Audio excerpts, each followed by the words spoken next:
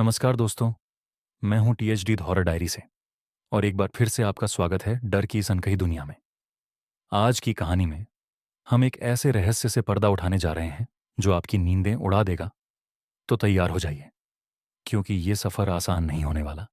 अगर आप पहली बार चैनल पर आए हैं तो चैनल को सब्सक्राइब करना मत भूलिएगा और घंटी दबा दीजिएगा, ताकि अगली बार जब डर दस्तक दे तो आप तैयार रहें।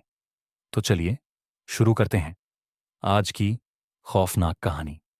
राजस्थान की राजधानी जयपुर में अरावली की पहाड़ियों पर स्थित नाहरगढ़ किला अपनी स्थापत्य कला, ऐतिहासिक महत्व और भव्य दृश्यों के लिए तो प्रसिद्ध है ही, लेकिन इसके साथ-साथ इस किले की दीवारों के पीछे छिपा हुआ एक गहरा और रहस्यमयी अतीत है, जो इसे राजस्थान के सबसे डरावने और रहस्यपूर्ण स्थलों में से एक बनाता है।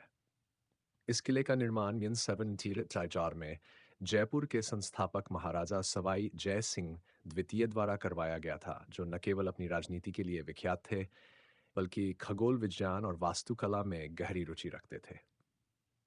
हालांकि किले का निर्माण शुरू होते ही एक के बाद एक अजीब घटनाएं घटने लगीं। दिन में बनाई गई दीवारें रात में रहस्यमय रूप से गिर जाया करती थी, और मजदूरों व शिल्पकारों ने यह कहना शुरू कर दिया कि उन्हें रात में कोई अदृश्य शक्ति परेशान करती है, किसी की परछाइयां दिखती हैं और अजीब सी सर्द हवा उन्हें छूकर निकल जाती है।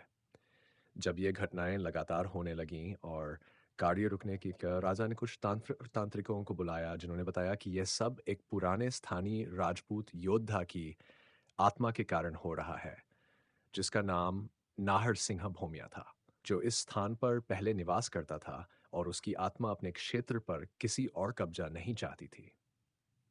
कहा जाता है कि नाहर सिन्हा की आत्मा किले के निर्माण में बाधा डाल रही थी, और तब जाकर एक विशेष तांत्रिक अनुष्ठान करवाया गया, जिसमें उसकी आत्मा को शांत करने के लिए उसी स्थान पर एक मंदिर बनवाया गया और किले का नाम बदलकर नाहरगढ़ रख दिया गया, ताकि नाहर सिन्हा की आत्मा को सम्मान मिल सके और वह किले को स्वीकार कर ले।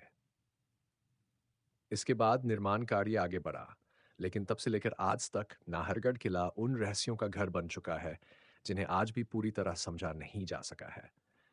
वर्षों तक किला वीरान रहा, लेकिन 2000 में ये एक बार फिर चर्चा में आया, जब चेतन सैनी नाम के एक युवक की लाश किले की प्राचीर से लटकी मिली। शुरू में ये आत्महत्या लगती थी, लेकिन जब उसके मोबाइल से एक सेल्फी बरामद हुई, जिसमें वह किले के उसी स्थान पर खड़ा था जहां से वह लटका मिला, और साथ ही दीवारों पर कोयले से लिखा मिला, चेतन तांत्रिक मारा गया पद्मावती, तो पूरा मामला रहस्यमय हो गया। पुलिस से लेकर आम लोग तक इस घटना की सच्चाई को लेकर आज तक सवालों में उलझे हुए हैं। उसके दोस्तों का कहना था कि चेतन इतिहास और तांत्रिक विद्या में गहरी रुचि रखता था, और वह पद्मावती फिल्म विवाद के दौरान इस किले की ऊर्जाओं को लेकर कुछ अध्ययन कर रहा था। परंतु वो क्या कारण था जिससे उसकी जान चली गई, और वह किस पद्मावती की आत्मा या तांत्रिक शक्ति के संपर्क में आया, ये आज भी एक अनसुलझा रहस्य है। इसके कुछ साल बाद 2000 में एक और रहस्यमय घटना घटी, जब दो भाई राहुल और आशीष पाराशर किले की पिछली पहाड़ियों में ट्रैकिंग के लिए गए, और उसके बाद उनमें से सिर्फ एक, आशीष की लाश झाड़ियों में मिली, जबकि राहुल आज तक गायब है। लाश की स्थिति बेहद विचित्र थी। आशीष के चेहरे पर घबराहट और आतंक के भाव स्थायी रूप से जमे हुए थे, और शरीर पर चोट के कोई निशान नहीं थे, जिससे यह स्पष्ट नहीं हो पाया कि उसकी मौत कैसे हुई। पुलिस ने इसे दुर्घटना मान लिया, लेकिन परिवार और स्थानीय लोग आज भी मानते हैं कि दोनों भाई किसी अदृश्य शक्ति के संपर्क में आ गए थे। इससे पहले भी 2000 में एक कॉलेज छात्र की लाश किले की छत से मिली थी, और उसका चेहरा पूरी तरह काला पड़ चुका था, जैसे वह किसी मानसिक या आध्यात्मिक आतंक का शिकार हुआ हो। इस छात्र का कोई आत्महत्या नोट नहीं मिला, और उसके दोस्तों ने बताया कि वह पिछले कुछ दिनों से किसी और की आवाज़ें सुनने की बात कर रहा था, जो उसे रात को बुलाती थी।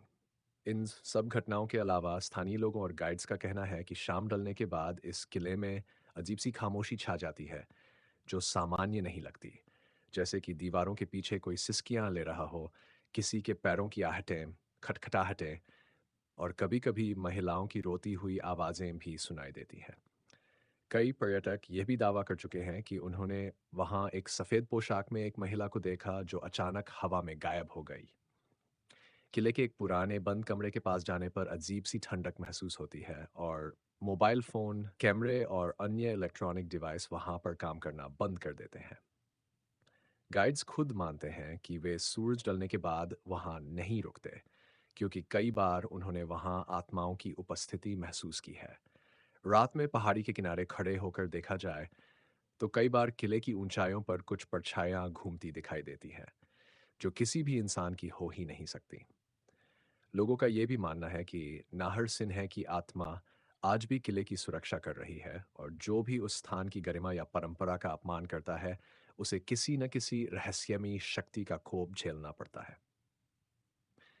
कई भूत प्रेत शोधकर्ताओं ने यहाँ रात में प्रयोग किए हैं और उन्हें असामान्य चुंबकीय ऊर्जा, तापमान में अचानक गिरावट और इलेक्ट्रॉनिक उपकरणों की असफलता जैसी घटनाओं का सामना करना पड़ा है।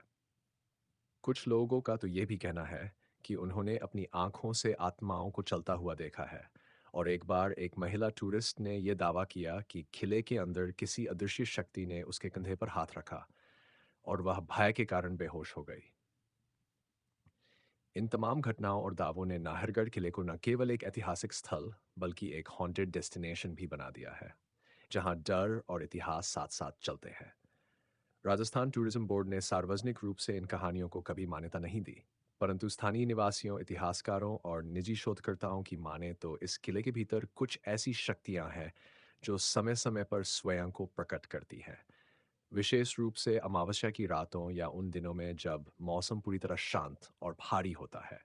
ये किला अब सिर्फ एक ऐतिहासिक स्थल नहीं, बल्कि एक ऐसा स्थान बन चुका है जहां वास्तु, विरासत और भूतिया रहस्य एक साथ सांस लेते हैं। जहां हर दीवार, हर कमरा, हर पत्थर मानो कोई कहानी कहता है, कोई ऐसी कहानी जो अधूरी रह गई हो और अब भी किसी आत्मा की आवाज में पूरी होने की प्रतीक्षा कर रही हो।